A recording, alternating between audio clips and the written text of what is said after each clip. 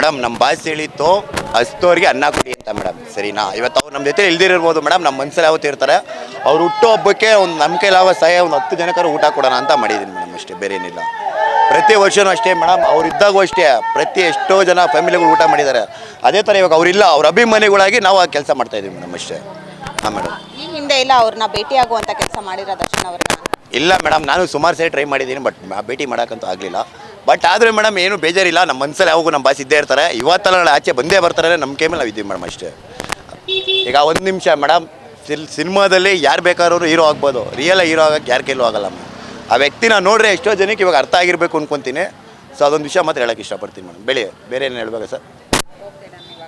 ಅವರ ಅನುಪಸ್ಥಿತಿಯಲ್ಲೂ ಕೂಡ ಅವರ ಹುಟ್ಟುಹಬ್ಬದ ಸಂಭ್ರಮಾಚರಣೆ ಎಲ್ಲೆಡೆ ಮನೆ ಮಾಡಿರುವಂಥದ್ದು. ಒಂದು ವೇಳೆ ಅವರು ಇದ್ದಿದ್ರೆ ಯಾವ ರೀತಿ ಸೆಲೆಬ್ರೇಷನ್ ನಡೀತಾ ಇತ್ತು? ಅವ್ರು ಇದ್ದಿದ್ರೆ ಇಡೀ ಕರ್ನಾಟಕನೇ ಹಬ್ಬ ಆಗಿರೋದು ಮೇಡಮ್, ಸರಿನಾ ಮೇಡಮ್? ಇವಾಗ ಅವರಿಲ್ಲ ಅಂದರೂ ಹಬ್ಬ ನಡೀತಾ ಇದ್ದೀವಿ, ಬಟ್ ಅವ್ರು ಇದ್ದಿದ್ರೆ ಇನ್ನೂ ಜೋರಾಗಿ ಹಬ್ಬ ಮಾಡ್ತಿದ್ರು ಅಂತ ಹೇಳ್ತೀವಿ ಮ್ಯಾಮ್, ಅಲ್ವಾ?